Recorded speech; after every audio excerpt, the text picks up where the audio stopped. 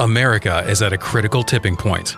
9 out of 10 children in inner cities go to bed without their fathers at home.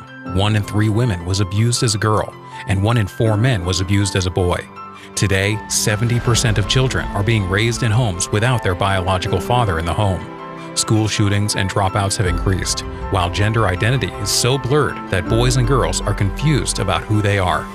With 90% of crimes being committed by young men from fatherless homes, and every crime usually occurring within 1 mile of a church, millions of illegal immigrants were allowed to enter America, and drugs are flooding our streets, killing our youth across the nation. Families are in crisis. Men are allowed to use girls' bathrooms and play in their sports. The mental health pandemic and suicide have reached an all-time high. Men and fathers are being emasculated and ostracized by the mainstream media. Young men and fathers have lost their identity and become hopeless.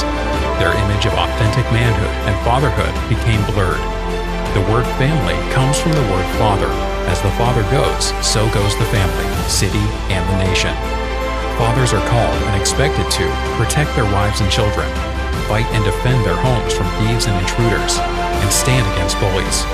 Fathers sacrifice and provide strong leadership, guidance, and direction for their families. These qualities are expected of fathers.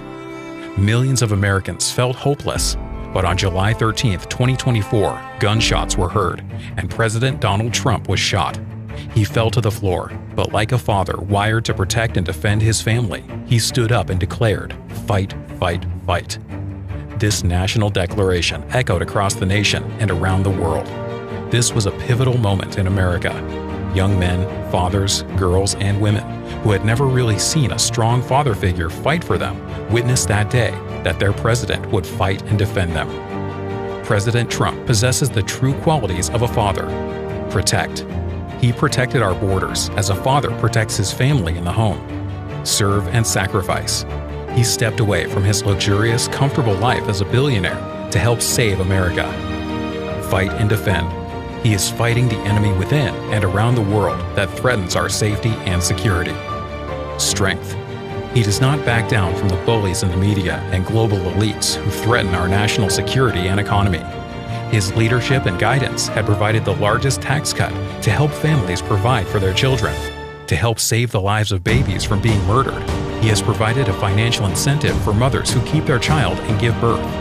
Even the head of NATO called him Daddy. He is hated by millions of women and men who were abused and have not forgiven the men, fathers, or father figures who violated their trust in men and fathers. Ultimately, they are very angry at the perfect Heavenly Father, the God of Abraham and Jacob. Another key father figure who helped to shape this generation and champion the cause of fatherless youth and fatherhood is Charlie Kirk. Charlie was assassinated for taking a courageous stand for moral values and families. Fathers help to shape our values, and our values determine how we live our lives. June is the month of fatherhood, but we declare this is the decade of fatherhood. So join us and celebrate 2 quintessential father figures of our lifetime and nominate President Trump and Charlie Kirk for the Father of the Year Award. To nominate and give your comments, go to thefatheroftheyearaward.com. Fatherhood cannot be great again until we return to God our Father.